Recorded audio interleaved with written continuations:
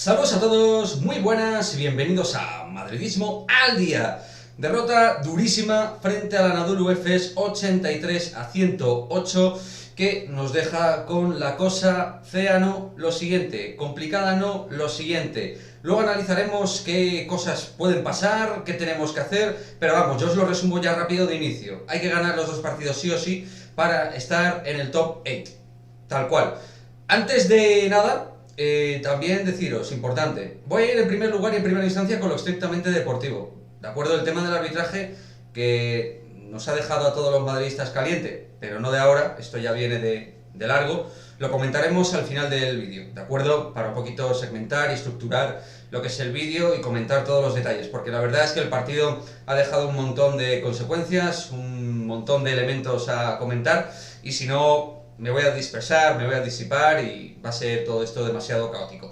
Vamos un poquito con todo lo que ha sido el partido, porque la verdad es que en lo que es la primera parte, el Madrid ha competido frente a uno de los mejores equipos de Europa, sin una salida muy fluida, pero hemos estado al quite y al pon. Hemos estado en el partido, eso sí, con dificultades, como hemos dicho al principio. El 2 para 2 en defensa ha sido una madre, es decir, todo lo que tenía que ver con los bloqueos 2 para 2, base pivot o exterior, con nuestro pivot y su center, que en este caso particularmente era Stanley, cuando percutaba con Simon, o bien Dunston luego con Micic, o Micic con cualquiera de los dos pivots, al igual en menor medida que Shane Larkin, que no ha sido un partido de MVP el que ha hecho, pero tampoco lo ha necesitado el FS Pilsen. Pues bien, en esta situación de combo de juego de estático de 5 para 5, ya a partir de ahí nos hemos perdido porque ellos han logrado canastas francamente muy sencillas. Ellos hacían canastas mucho más fáciles en los sistemas. Nosotros íbamos entrando en partido también con calidad, con juego individual que con grandes asistencias, con un Carlos Alocén bastante metido en dinámica de partido al máximo nivel, y encontramos al final en esta primera parte bastantes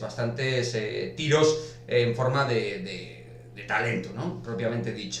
Eso sí, voy a empezar con un punto positivo también, que es el rebote, donde la verdad estamos siendo muy peleones, intensos, en esa actividad por encima del aro y en todas esas sobreatenciones estamos bien. Hoy también lo estuvimos en esas situaciones tanto en aro propio como peleando el aro ajeno, en lo cual Usman Garuba fue el gran protagonista, sobresaliente su encuentro.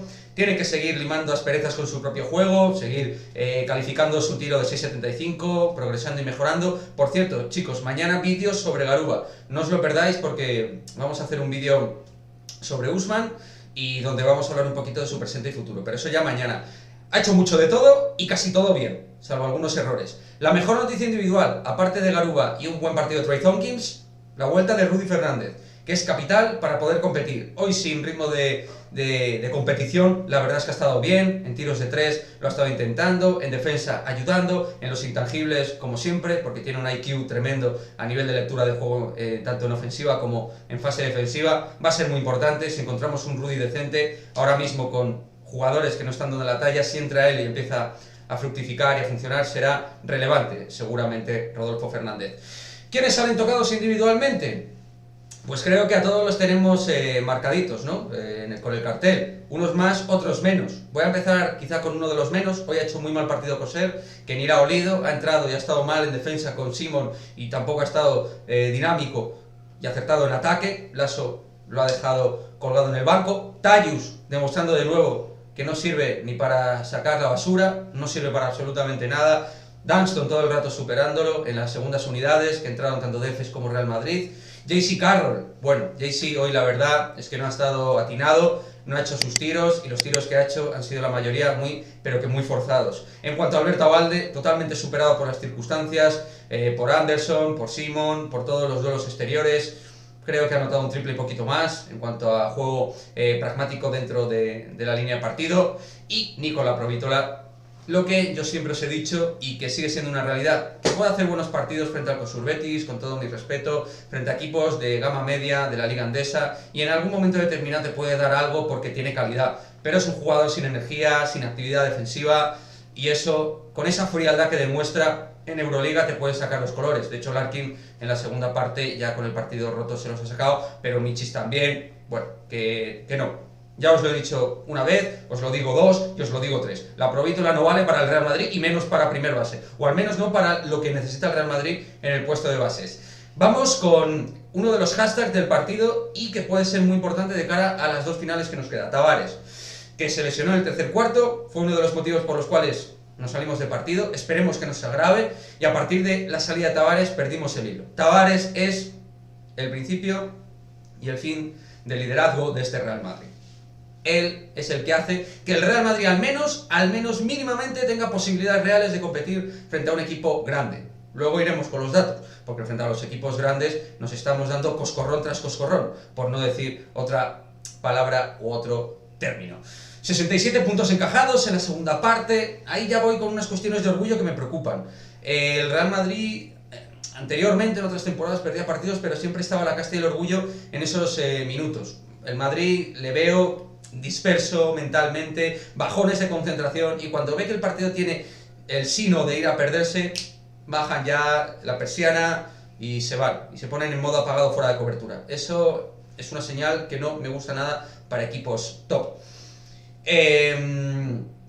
Vamos a ver qué es lo que pasa con Tavares, pero vamos a ver qué es lo que pasa también con el arbitraje, porque vamos a ir ya con el arbitraje. No quiero hablar más ya de lo deportivo, que creo que está claro. Ellos han demostrado ser mejor equipo, tener más elementos para hacernos daño, tener una estructura más formalizada y con una idea clara con Ataman de lo que tiene que hacer cada jugador, con más o menos brío, pero al final, claro, también cuando en la partitura tienes a jugadores como Micic, como Larkin o como Krunoslav Simon, que está rejuvenecido en su juego, un jugador siempre muy inteligente, pero que ahora está en su momento más álgido, haciendo un muy buen año, pues la vida se te complica, porque el Real Madrid precisamente tiene una carencia de jugadores top en ese sentido.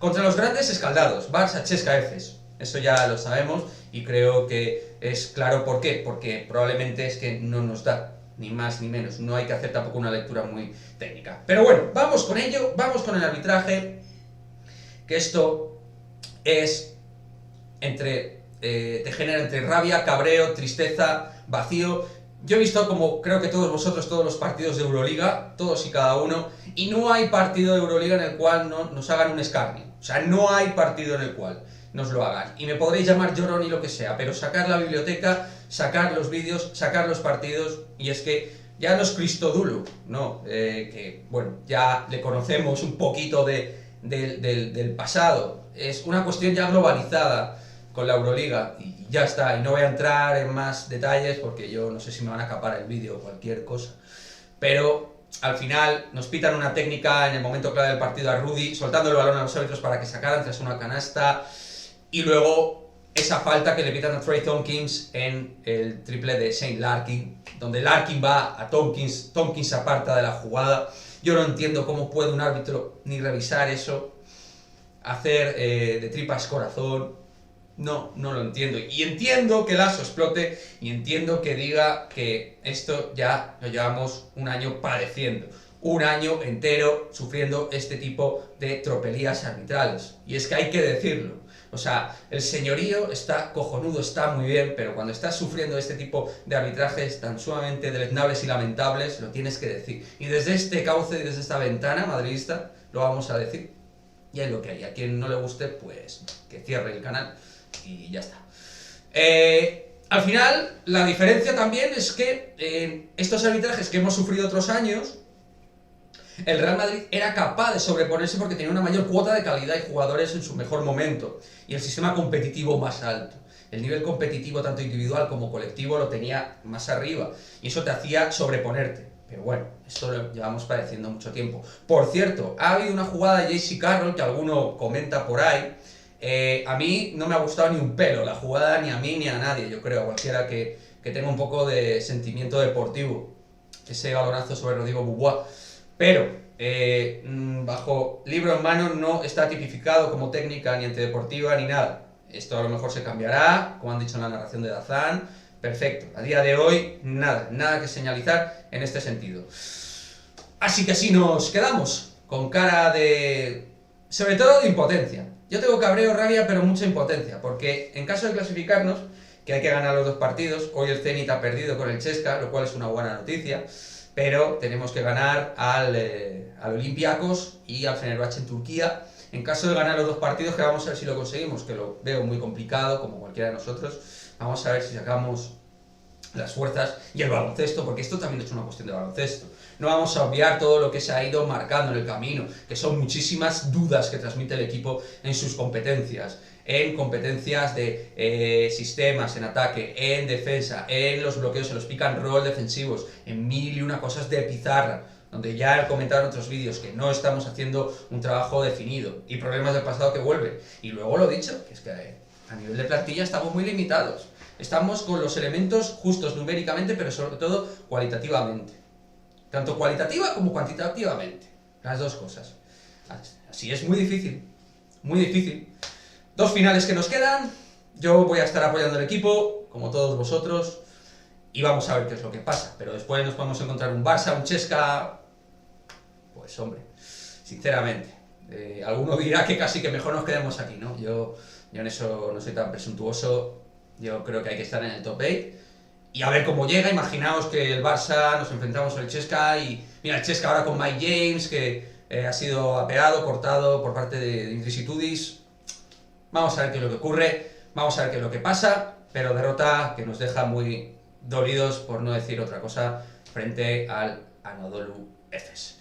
Deja tu comentario, suscríbete, nos vemos en el próximo vídeo, adiós.